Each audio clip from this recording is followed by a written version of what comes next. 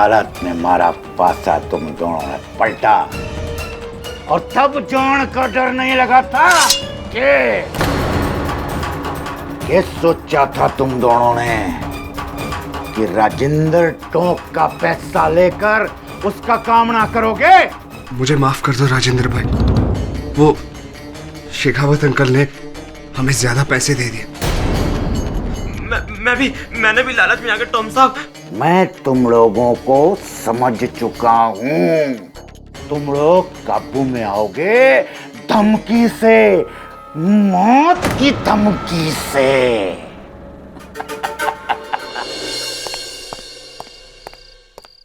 Sir, उस जासूस लश्कर सिंह के ऑफिस फिर गया था, अभी भी ताला लगा हुआ है। मुझे तो लगता है वो कहीं भाग गया है।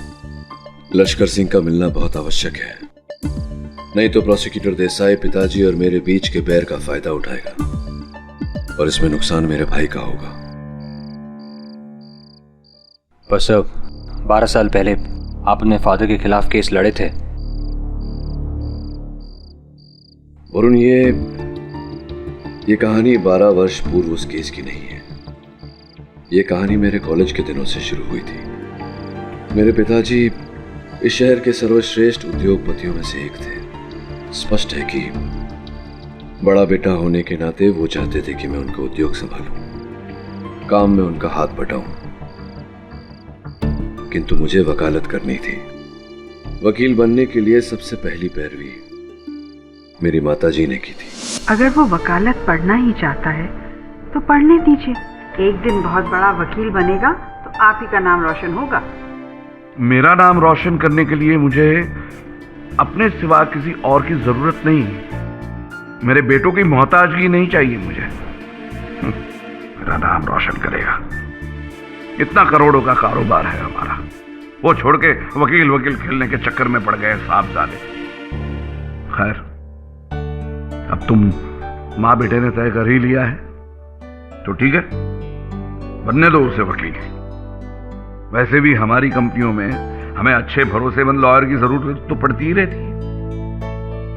लेकिन हाँ, उसे कह देना कि जैसे ही पढ़ाई खत्म हो वो सीधा मेरे पास आएगा और कहीं नहीं जाएगा। वादे अनुसार मैंने वकालत पूरी करने के बाद पापा की कंपनी ज्वाइन की। उनके कंपनी में वकील बन गया। सब कुछ ठीक चल रहा था। फिर एक दिन वो केस उठा जिसने हमारे रास्ते और रिश्ते दोनों को बदल कर रख दिया। कैसा केस? तुम मेरे बेटों को बेवकूफ बना सकती हो, मुझे नहीं।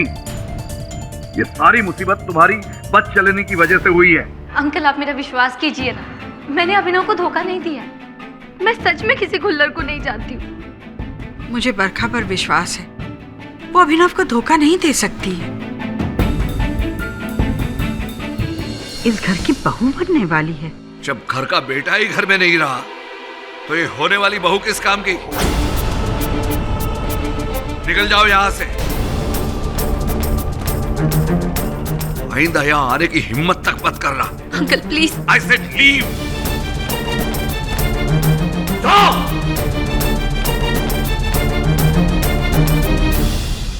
आप इन्हें समझाइए ना। वो मेरा वकील है, उसके सामने गिड़गिड़ाने से कुछ नहीं होगा।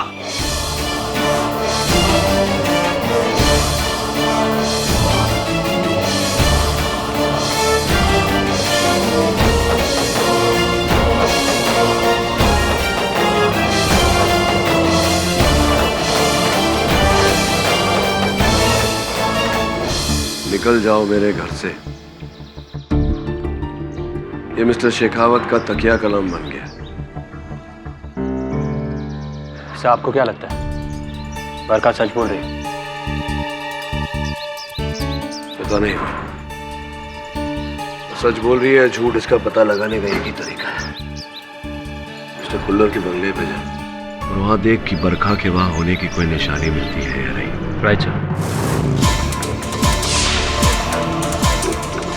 क्या काम से?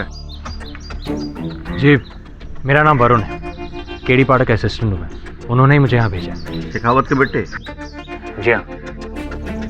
यहाँ एक सिक्योरिटी गार्ड था, उजागर सिंह, वो नहीं दिख रहा। 2 दिन हो गए, छुट्टी पे। और घर पे कोई है? कोई ना।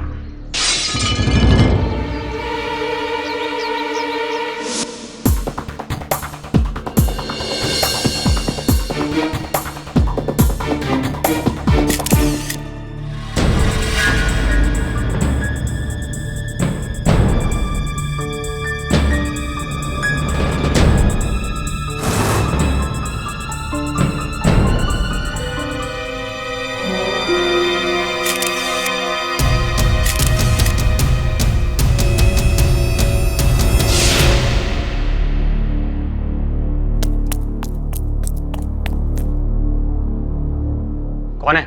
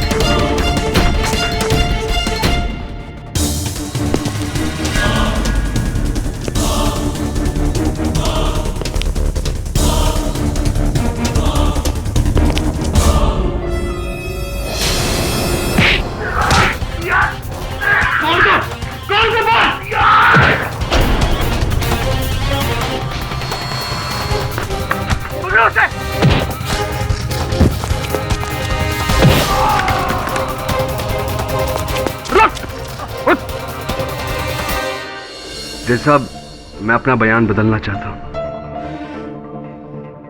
उस दिन मैंने जो कुछ भी कहा वो झूठ था।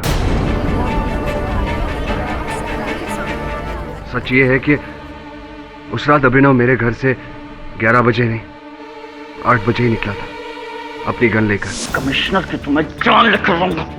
अभिनव, तुम्हारा खास दोस्त हाथ में गन लिए, आंखों में खून सवार किसी को मारने जा रहा है और तुमने कुछ नहीं किया? हाँ? जी किया। मैंने उसी वक्त मिस्टर शेखावत को फोन किया था। जी अंकल, एक्चुअली अभिनव जगदीश खुल्लर के घर गया उसे मारने, वो भी गन लेकर। अंकल प्लीज आप कुछ कीजिए, वरना कुछ हो जाएगा। ठीक है, मैं अभी खुल्लर के घर पहुंचता हूं। ऐसा कुछ नहीं कहा मैंने। मिस्टर शेखावत, आप प्लीज बैठ जाइए। भाई राहेल, पिछली बार तो तुमने ये बताया था कि अभिनव पूरी रात तुम्हारे साथ था, वो खून कर ही नहीं सकता। मिस्टर शेखावत ने मुझे पैसे दिए थे झूठ बोलने के लिए। हाथ दिए थे पैसे मैंने, लेकिन वो सच बुलवाने के लिए, क्योंकि मुझसे पहले इस टोंक ने तुम्हें खरीद लिया। मिस्टर शेखावत प्लीज बैठ जाइए। साहब, मिस्टर शेखावत ने मुझे पैसों का लालच देकर मुझसे झूठ बुलवाया था साहब।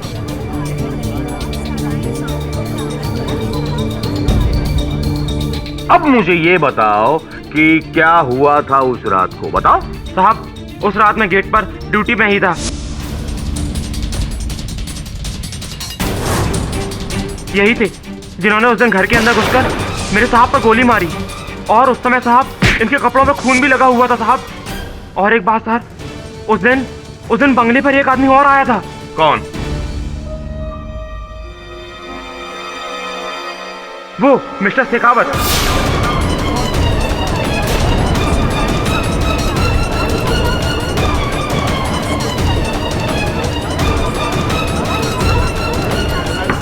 Silent your honour.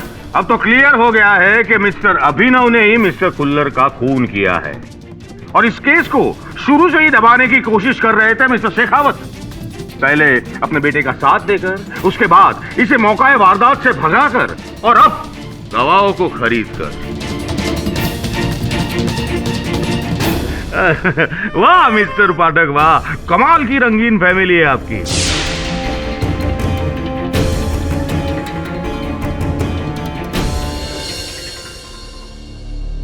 Your honour, मैं अदालत में अपना गवाह पेश करने की अनुमति चाहता हूं। अनुमति है। कृपया अदालत को अपनी पहचान दीजिए। जी, जासूस लश्कर सिंह। लश्कर सिंह जी, 8 जनवरी को मेरे मुवक्किल श्री अभिनव शेखावत आपके कार्यालय आए थे एक केस को लेकर। आए थे? जी। क्या केस था? ये चाहते थे कि मैं इनकी मंगेतर बरखा जी का पीछा करूं। इन्हें शक था कि बरखा जी का किसी के साथ चक्कर है। इस बात की खोज की आपने? जी। क्या परिणाम निकला आपके खोज का? अभिनव जी का शक सही था। बरखा जी का deputy municipal commissioner mister Khullar के साथ कुछ चल रहा था। Point to be noted your honour. Lashkar Singh जी, इस केस में आपकी गवाही शुरुआत से अहम रही है। इतने दिन कहाँ लापता हो गए थे आप? जी, मैं भाग गया था डर के मारे। किस बात का डर था? दरअसल जिस रात मिस्टर खुल्लर का मर्डर हुआ, उस रात मैं उनसे मिलने उनके घर गया था। खुल्लर साहब, खुल्लर साहब।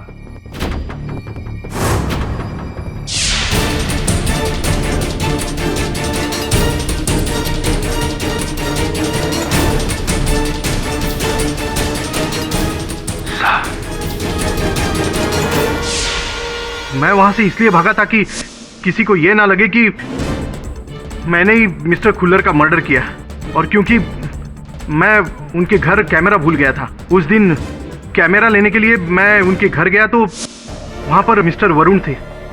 इससे पहले कि वो मुझे पकड़ते, मैंने सोचा मैं उन्हें बेहोश करके वहां से भाग जाऊंगा, लेकिन आपने अभी तक हमें ये नहीं बताया कि आप वहां गए क्यों थे? जी, उन्हें ब्लैकमेल करने। क्या है कि मेरे पास उनकी और बरखा जी की कुछ तस्वीरें थी। अगर वो अभिनव जी से मुझे ज़्यादा पैसे देंगे तो मैं वो सारी तस्वीरें मिटा दूंगा, ताकि किसी को कुछ पता ना चले। हाँ, लेकिन जब मिस्टर खुल्लर ने आपकी इस धमकी को मानने से इनकार कर दिया, तब आप भड़के, आप दोनों के बीच में हाथापाई हुई और आप ही ने उनकी नहीं सर, मैंने उन्हें नहीं मारा, कसम से। मैं तो बस उन्हें ब्लैकमेल करने वहां गया था, ऑफर देने। और यही ऑफर इससे पहले मैंने बरखा जी को भी दिया था।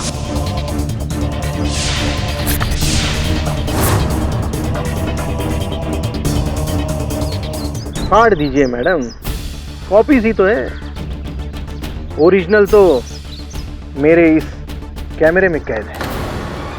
तो बोलिए, ऑफर मंजूर है या? मैं तुम जैसे इंसान की धमकियों से नहीं डरती, समझे? अभिनव को मैं अपनी तरह से हैंडल करूं। Get lost. एक छोटी सी समस्या है लश्कर सिंह जी। बरखा जी का ये कथन है कि आपसे मिलना तो दूर, वो मिस्टर खुल्लर को जानती तक नहीं थी। झूठ बोलती है सर वो। मेरे पास तस्वीरें हैं उनकी और खुल्लर जी की। नहीं तो कहाँ है वो तस्वीरें? वो मैंने डर के मारे जला दी, ताकि मेरा नाम खुल्लर जी के साथ कनेक्ट ना हो। तो जो ओरिजिनल फोटोग्राफ्स थी वो किसी डिस्क पर थी, चिप पर थी, कहाँ थी? मेरे कैमरे में कैद थी, वही कैमरा जो मैं खुल्लर जी के घर पर भूल आया था। और ढूंढने पर भी आपको नहीं मिला होगा कैमरा? जी नहीं। योर ऑनर, विचित्र बात यह है कि वो कैमरा पुलिस को भी मौकाए वारदात से बरामद नहीं हुआ, जिसका अर्थ ये होता है कि कोई व्यक्ति वहां उस कैमरा को ढूंढने गया था और उसी व्यक्ति ने वहां से उस कैमरा को ओझल किया है। जी, मैं जब मिस्टर खुल्लर को जानती ही नहीं, तो मैं उनके घर कैमरा लेने कैसे जाऊंगी? नहीं, आप जानती थी ना उनको, क्योंकि लश्कर सिंह जी के कथन के अनुसार आप थी उन तस्वीरों में जो लश्कर सिंह जी ने खींची थी, और वो कैमरा खुल्लर साहब के घर पर वो भूल आए थे, तो आप वो कैमरा लेने गई थी ना वहाँ? जी नहीं, आप गई थी? नहीं, आप नहीं गई? नहीं, आप कभी खुल्लर साहब के घर नहीं गई? जी नहीं। Are you sure? हाँ। तो ये बताइए बरखा जी, खुल्लर साहब के घर के कूड़ेदान में से ये टिश्यू बरामद हुआ जिस पर किसी महिला के होठों का रंग लगा हुआ है। इसकी फोरेंसिक जांच करने पर पता चला कि इसका डीएनए आपके डीएनए से मैच हुआ। ये कैसे संभव हुआ जब आप वहां गई ही नहीं? तो हाँ, ये टिश्यू मेरा ही है, पर हो सकता है उसे किसी ने जानबूझ के वहां फेंका हो। इन्हें फंसाने के लिए। अच्छा, ठीक उसी प्रकार से जिस प्रकार से मिस्टर शेखावत को फंसाने के लिए इनके कोट का बटन वहां मौकाए वारदात पर डाला गया था। वैसे मिस्टर पाठक, आपके पिताजी तो फंस चुके हैं, अब आप बरखा जी को क्यों फंसा रहे हैं? क्योंकि मिस्टर देसाई, या तो लश्कर सिंह जी झूठ बोल रहे हैं या बरखा। मैं ये समझ नहीं पा रहा हूँ कि दोनों में से झूठा कौन है। जी मैं सच बोल रही हूँ, मेरा उस खुल्लर से कोई लेना देना नहीं है। हाँ, ना कैमरा है ना तस्वीर है, फिर साबित कैसे करेंगे? हाँ योर ऑनर, कैमरा भी था और चित्र भी है। केवल चित्र नहीं, चलचित्र है यहाँ। लश्कर सिंह ने अपने कथन में कहा था कि उन्होंने बरखा जी और खुल्लर साहब को आमेर रोड के सनशाइन रेस्टोरेंट में 10 जनवरी को दोपहर 2:30 बजे देखा। वहां के सिक्योरिटी कैमरा की फुटेज अदालत में चलाने की अनुमति चाहता हूं। अनुमति है।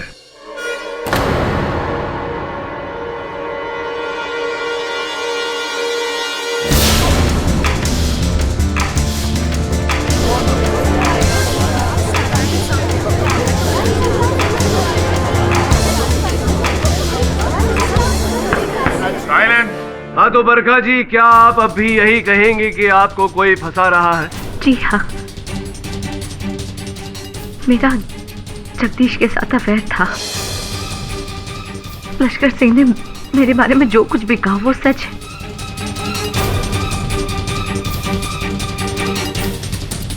मैं मानती हूँ मैंने अभिनव को धोखा दिया, पर मैंने किसी का खून नहीं किया। She's lying, धोखेबाजी, झूठी है ये। ऐसे मत कहो अभिनव, मैं सच में सिर्फ तुमसे प्यार करती हूँ। प्लीज ये प्यार का ड्रामा बंद कर दो प्लीज। अब देखो अभिनव, मैं अगर तुमसे प्यार नहीं करती तो शायद वो सारी बातें मैंने पुलिस को अब तक बता दी होती, पर मैं चुप थी ना, सिर्फ तुम्हारे और तुम्हारे खानदान की वजह से।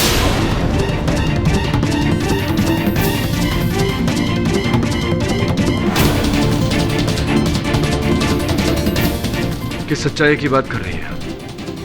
बता दूं? हाँ हाँ हाँ हाँ, बताइए बताइए बताइए, क्या सच्चाई है बताइए। जिस रात जगदीश खुल्लर का खून हुआ था, उस रात मैं उसी के साथ थी, उसके घर पे। अभिनव, तुम? अभिनव रुको रुको, बस गोली चलाओ, गोली। नहीं अभिनव, नहीं।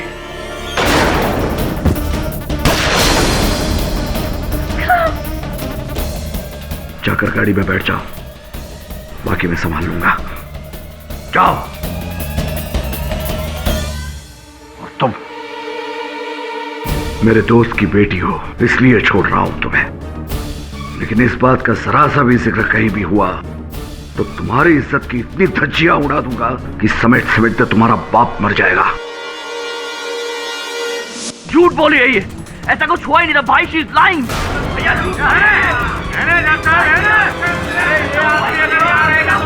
और कितनी दवाइयां चाहिए इसके खिलाफ? हिरासत में लीजिए हिरासत में लीजिए इसको, मैं बोलता हूँ।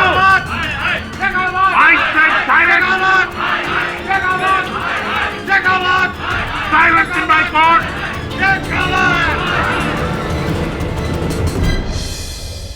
माधव सिंह पिताजी के तेल के कारखाने में काम करने वाला एक मजदूर था। एक दिन मशीन में उसका हाथ आ गया और कट गया।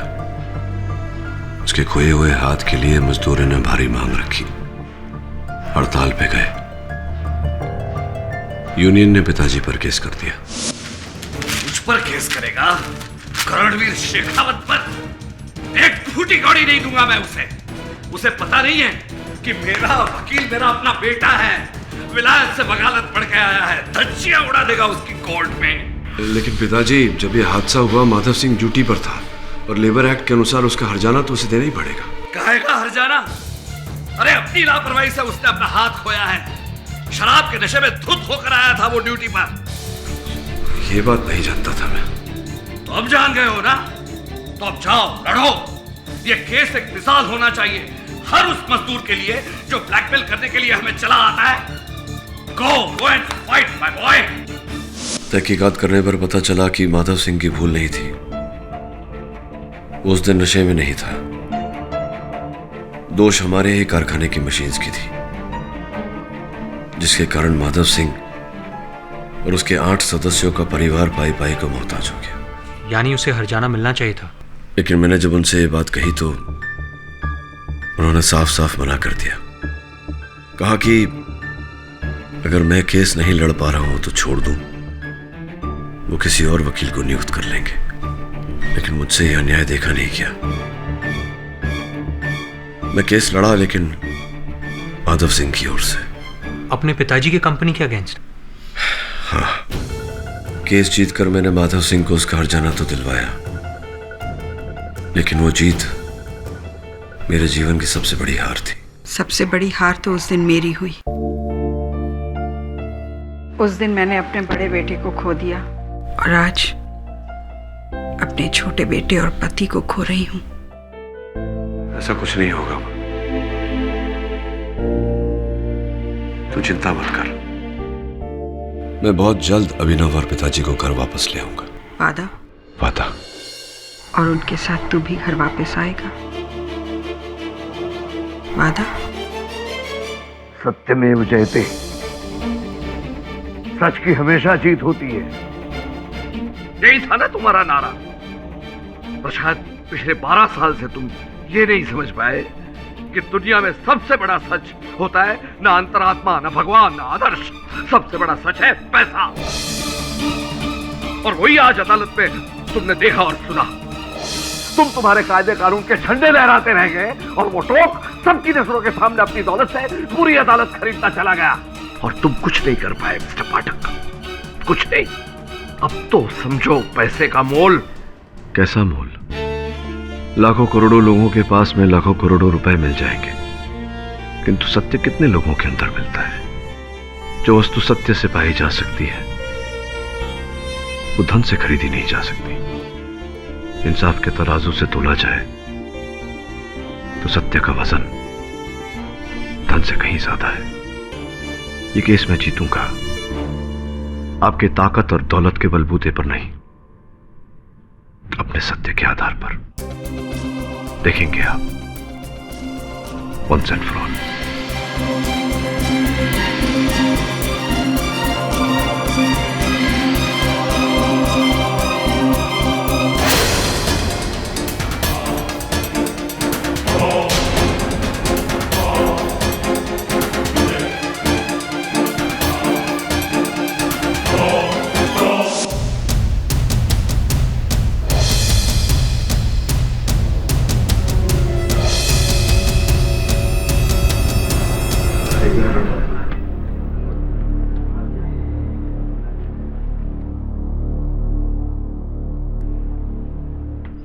वक्त है तुम्हारा ये सच का जाप छोड़ दो और इस केस को मुझे मेरे तरीके से हैंडल करने दो।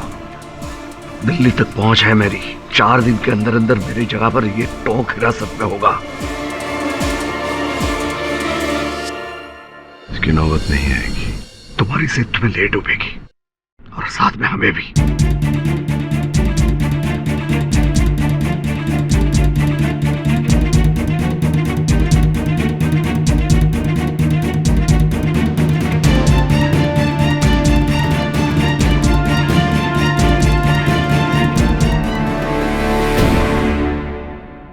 अदालत की कार्रवाई शुरू की जाए। योर ऑनर, पिछली गवाही के दौरान तो सारे गवाह पाठक साहब के पिताजी और भाई। सॉरी, अभी अदालत में तो आपका कोई पिता और भाई नहीं होगा ना। इनके मुवक्किल के खिलाफ गवाही दे रहे थे, तो अब ये बताइए कि अब आप क्या करेंगे? हैं देसाई साहब, स्कूल में जब कोई प्रश्न मुझे समझ में नहीं आता था, मैं बार बार उस प्रश्न को पढ़ता था जब तक समझ में ना आ जाता और उसके उत्तर तक पहुंचता था। आपने भी यहाँ अदालत में कुछ ऐसे प्रश्न किए हैं जो मेरी समझ में नहीं आए। एक बार फिर उन प्रश्नों को दोहराना चाहूंगा, उनके उचित उत्तर तक पहुंचने के लिए। योर ऑनर, सर्वप्रथम मैं उजागर सिंह जी को एक बार फिर कटघरे में बुलाने की अनुमति चाहता हूँ। अनुमति है। उजागर सिंह जी, आपने कहा था कि अभिनव शेखावत हत्या करके वहां से भाग रहे थे, तो आपने इन्हें रोकने का प्रयास किया और इन्होंने आपको धक्का दिया, जिसके कारण आपके हाथों में ये चोट लगी। जी। एक बार कृपया अपना बैंडेज खोलकर अपना घाव दिखाएंगे? Objection your honour. किसी का घाव खरीदना कौन सी सही बात है? इसका इस केस से कोई ताल्लुक नहीं है। योर ऑनर, मैं घाव खरीद नहीं रहा, केवल देख रहा हूं, और इसका इस केस से ताल्लुक है। ओवररूल्ड।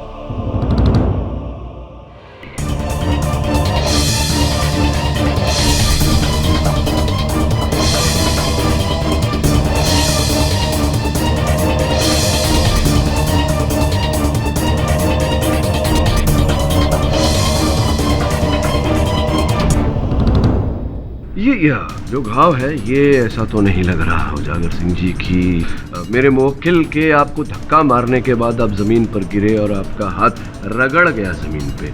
जब जमीन पर हाथ रगड़ता है तो खरोंचें पड़ती हैं, तो आपका हाथ कटा हुआ है। वैसे भी कुल्लर साहब के बंगले के बाहर जो मिट्टी है वो तो चिकनी है, तो वहां गिर कर हाथ रगड़ कर इस प्रकार से कटना तो असंभव बात है।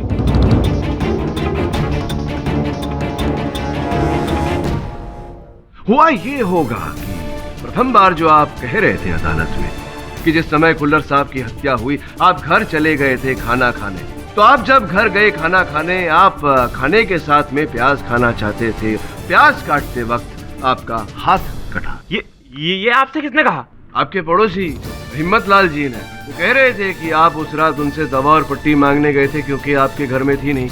इसका अर्थ यही हुआ कि आपका हाथ आपके घर में कटा, तो जिस समय कुल्लर साहब की हत्या हुई आप अपने घर में थे। वो झूठ बोल रहा है। तो क्या आपकी पत्नी रेणुका जी भी झूठ बोल रही है? क्योंकि उनका भी यही कथन है कि जिस समय कुल्लर साहब की हत्या हुई आप ड्यूटी पर नहीं थे, आप घर गए थे खाना खाने। क्या मेरी पत्नी ने आपसे ऐसा कहा? और उन्होंने ये भी बताया हमें कि बहुत ढेर सारे रुपए आपको दिए गए थे झूठी गवाही देने के लिए, अदालत में झूठ बोलने के लिए दे गए थे ना भाई? बोलो, पैसे दिए गए थे या नहीं? बार बार कह रही थी पैसा पैसा पैसा, और जब पैसा लाकर दिया मेरी पीठ में ही छुरा मार दिया। समझाया था किसी से कुछ मत कहना, अपना मुंह बंद रखना, लेकिन वो औरत मुंह बंद न रख सकी। नहीं, देखिए, दोष नहीं देंगे उस बेचारी को, उनका मुंह तो बंद ही था। आपका मुंह खुलवाने के लिए मुझे ये झूठ बोलना पड़ा। खुल गया ना आपका मुंह। चलिए अभी खुले मुंह से बता दीजिए कि किसने रुपए दिए थे आपको झूठ बोलने के लिए, मेरे मुवक्किल के विरुद्ध झूठी गवाही देकर इन्हें फंसाने के लिए किसने दिए थे रुपए?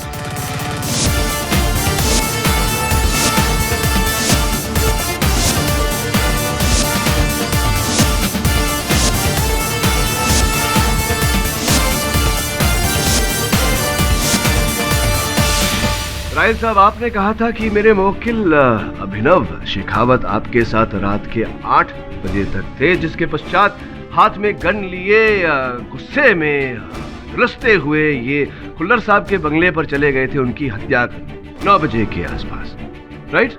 जी। आपने ये भी कहा था कि इनके जाने के तुरंत बाद आपने इनके पिताश्री शेखावत साहब को फोन किया था उन्हें सचेत करने के लिए। ये भी सही है? जी। ये संभव नहीं है रायल साहब, क्योंकि आपके फोन कॉल के रिकॉर्ड्स के अनुसार आपके मोबाइल फोन से कोई फोन गया ही नहीं। ये देखिए, उस समय कोई फोन किया ही नहीं गया। वो मैंने सेल फोन यूज नहीं किया था, लैंडलाइन से फोन किया। लैंडलाइन की सूची भी है मेरे पास, ये देखिए। इससे भी श्री करणवीर शेखावत को कोई फोन नहीं किया गया।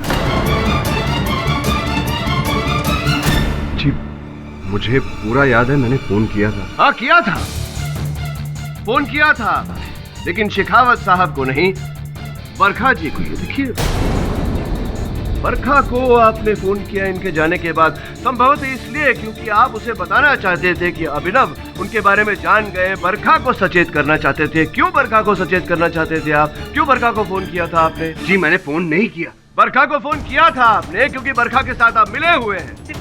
मैं कह रहा हूँ ना कि मैंने फोन नहीं किया। इस बात का कोई गवाह है जो ये कह सके कि आपने बरखा को फोन नहीं किया था? अभिनव मतलब? क्योंकि अभिनव मेरे साथ देर रात तक था।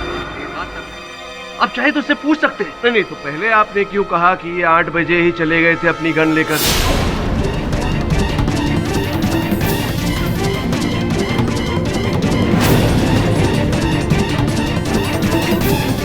मतलब पहले झूठ बोल रहे थे आप? झूठ बोल रहे थे आप? झूठ बोल रहे थे या नहीं?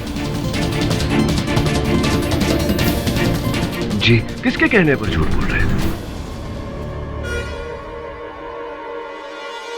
Mister Tom.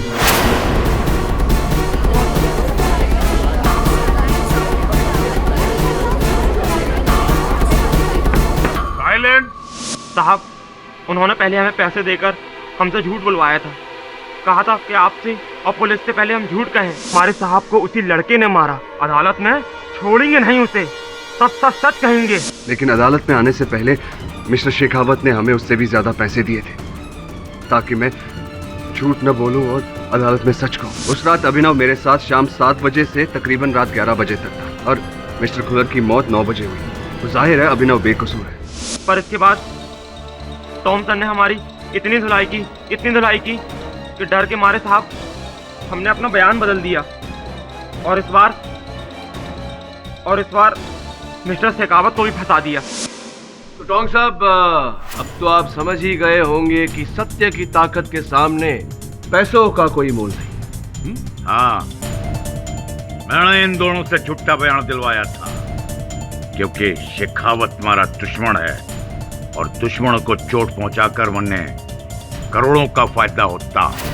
हाँ, तो करोड़ों का और फायदा पाने के लिए आपने अपने दुश्मन के सुपुत्र को इस जाल में फंसाया, खुल्लर साहब की हत्या करके।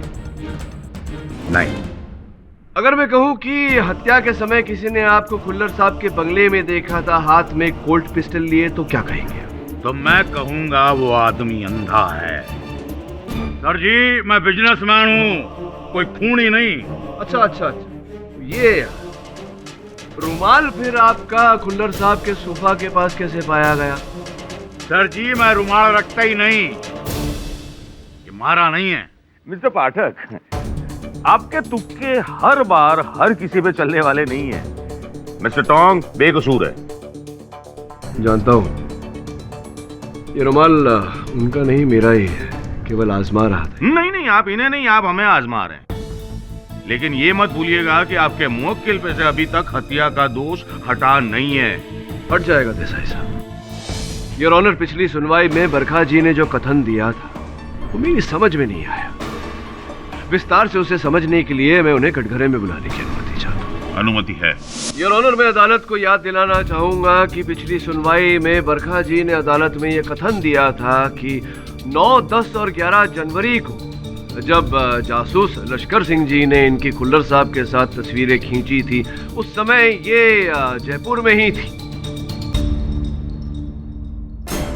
सनशाइन रेस्टोरेंट के सीसीटीवी कैमरा में जो आपके चित्र हैं खुल्लर साहब के साथ, वो आप ही थी जी। इसका अर्थ ये हुआ कि आप जयपुर में ही थी, किंतु आपने उसकी पिछली सुनवाई में कहा था कि आप जयपुर में नहीं थी। जनवरी 9, 10 और 11 तारीख को आप आगरा में थी। आपने याद है, आपको आपने फोटो दिखाई थी आगरा की, आपकी, आप आगरा में हैं, आपके मोबाइल फोन पर वो तस्वीरें थी, तो वो झूठी थी। हाँ, वो तस्वीरें झूठी थी। तो क्या राहिल खान साहब और उजागर सिंह साहब की तरह आपने भी इनके टोंक साहब के कहने पर झूठ बोला? जी नहीं, मैं मिस्टर टोंग को नहीं जानती। अच्छा, आप मिस्टर टोंग को नहीं जानती, पर आपने तो ये भी कहा था कि आप खुल्लर साहब को भी नहीं जानती। फिर आपकी जान पहचान निकली उनके साथ। देखिए, आप खामखा मुझ पे शक कर रहे हैं। बरखा जी, क्या आपने खुल्लर साहब का खून किया है? जी नहीं, मैंने किसी का खून नहीं किया है। मैं थक गई हूँ ये सब कह के। पसीना क्यों आ रहा है आपको? लीजिए, पसीना पूछ लीजिए। ये जो मैं आपसे जब मिला था, आपसे वार्तालाप हुई थी मेरी, उस समय जब मैंने आपको रुमाल दिया था, आपने दाहिने हाथ से लिया था, इस बार बाएं हाथ से लिया। पाठक साहेब, छोड़ो ने, हवे डाबो जमणो दाया बाया क्या फर्क पड़ता है?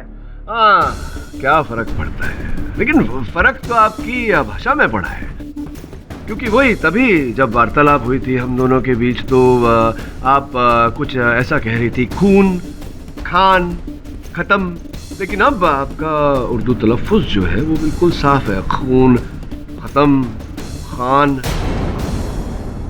पाठक साहब, पाठक साहब छोड़ो ने, हमें क्या साबित क्या करना चाहते हैं आप? हाँ छोड़िए ना, भाषा में क्या रखा है लाइए। असली नाखून है जी। इससे तो फर्क पड़ता है देसाई साहब, क्योंकि तभी जब ये रुमाल मैंने आपको दिया था, भाषा आपकी साफ नहीं थी, तभी आपके नाखून भी एकदम छोटे थे।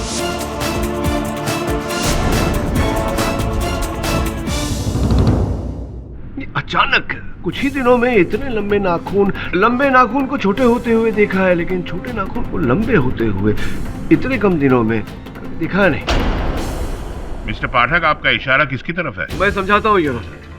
अभिनव, मैं चाहता हूँ कि तुम बरखा से कोई ऐसा प्रश्न पूछो जिसका उत्तर तुम दोनों के अतिरिक्त और किसी के पास ना हो।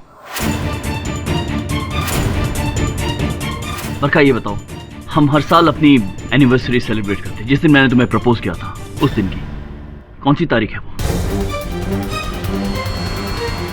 हाँ, बताती हूँ ना मैं। हाँ बताइए बताइए, सोच के बताइए, समय लीजिए। हाँ, वो तारीख मैं बस। बरखा, तुम्हें तो याद होना चाहिए ना। बरखा, तुम्हें तो याद होना चाहिए ना। तो स्ट्रेंज, हर साल तुम ही मुझे याद दिलाते, तुम्हें याद कैसे नहीं है?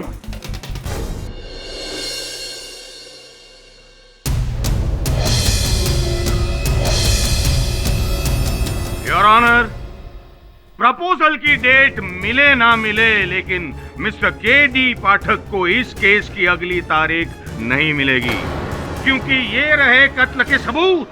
ये कॉल्ट 911 पिस्टल और ये टी शर्ट जिस पर खून लगा है, जो मिस्टर अभिनव शेखावत का है।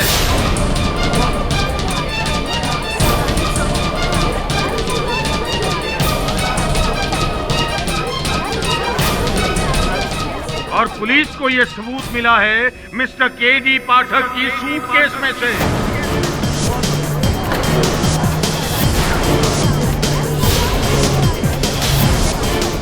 और वो सूटकेस उनको मिला है उनके पिताजी मिस्टर करणवीर शेखावत के घर से। छोटे भाई ने खून किया, बाप ने सबूत मिटाए, और बड़े भाई ने उस सबूत को छुपाने की कोशिश की। तीनों के तीनों मिले हुए योर ऑनर, केस खत्म।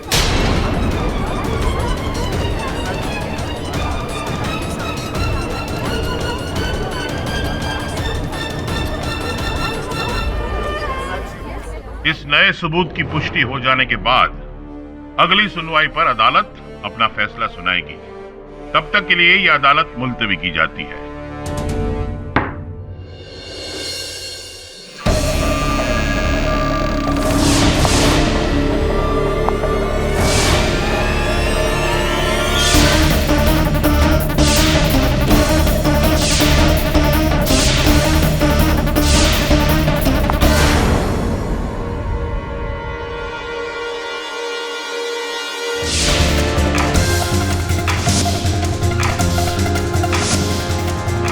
ये के.डी. पाठक को भी असलियत का अंदाजा होने लगा है। इससे पहले कि वो तुम तक पहुंच जाए, तुम्हें मरना होगा। बरखा,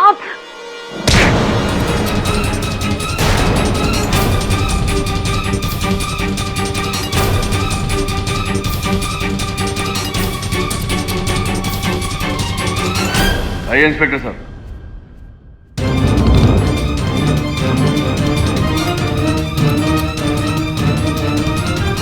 चलें अदालत। जी, मैं बरखा नहीं, मेघा हूं, उसकी जुड़वा बहन। बरखा शर्मा वो रही। दरअसल बचपन में ही मुझे और मेघा को दो अलग अलग परिवारों ने एक ही अनाथ आश्रम से गोद लिया था। हम दोनों एक दूसरे के बारे में बिल्कुल नहीं जानते थे। जगदीश खुल्लर का अफेयर बरखा के साथ नहीं, मेरे साथ।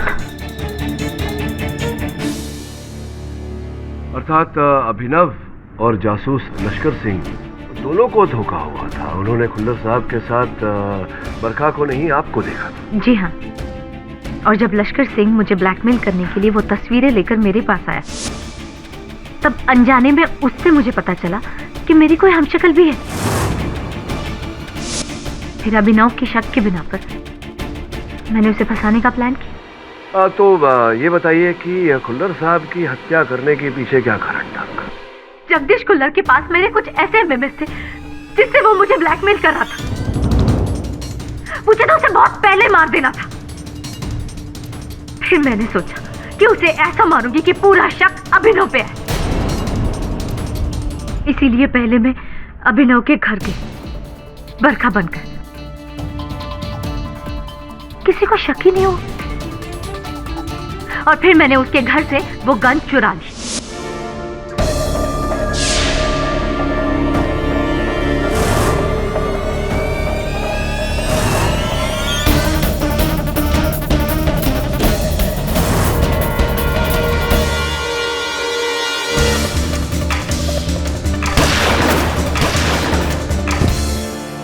मर्डर के बाद मैंने अभिनव की वो टी शर्ट भी चुरा ली जो उसने उस रात पहनी थी।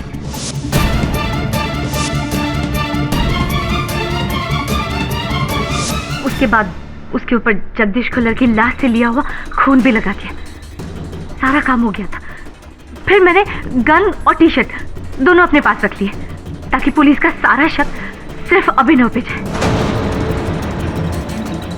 मैंने सोचा जब इतना सब कर ही लिया तो क्यों ना बरखा को मारकर मैं उसकी जगह ले लूं। बरखा बहुत अमीर खानदान से, और यही किया मैंने, उसे किडनैप करके।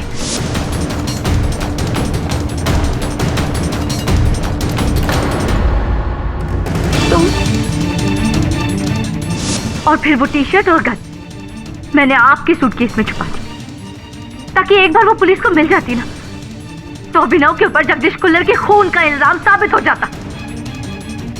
और फिर मैं अपनी पूरी जिंदगी बरखा बनकर अमीरी में जीती।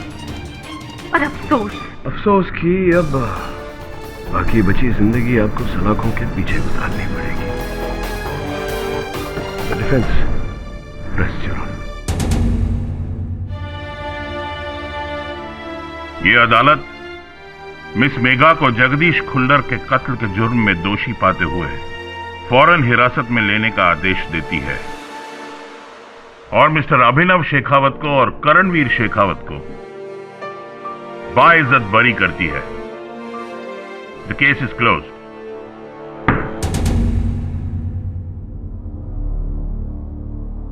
बोले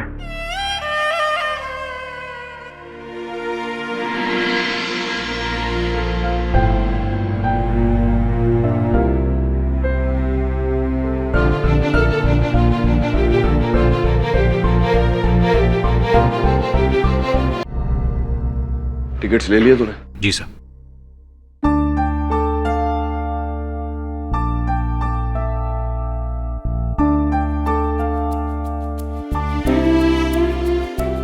Don't get emotional on me, okay?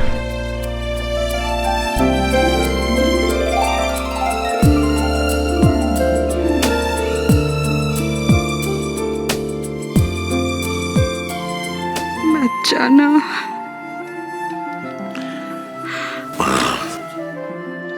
Jaipur कौन सा दूर है? इतना दूर कि 12 साल लग गए तुझे सफर तय करने में। पापा, अपने कमरे में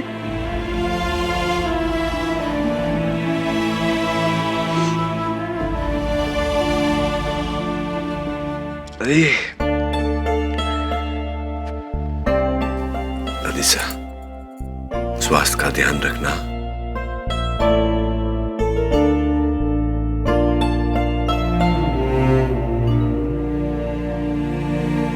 रुको।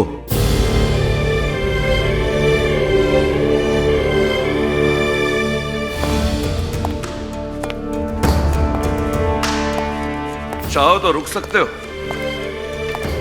शेखावत ग्रुप ऑफ इंडस्ट्रीज को एक सीनियर लॉयर की जरूरत है। टर्म्स, कंडीशंस, तनख्वाह सब कुछ तुम्हारी मर्जी के। बोलो क्या कहते हो? आप मेरी जगह होते तो क्या कहते?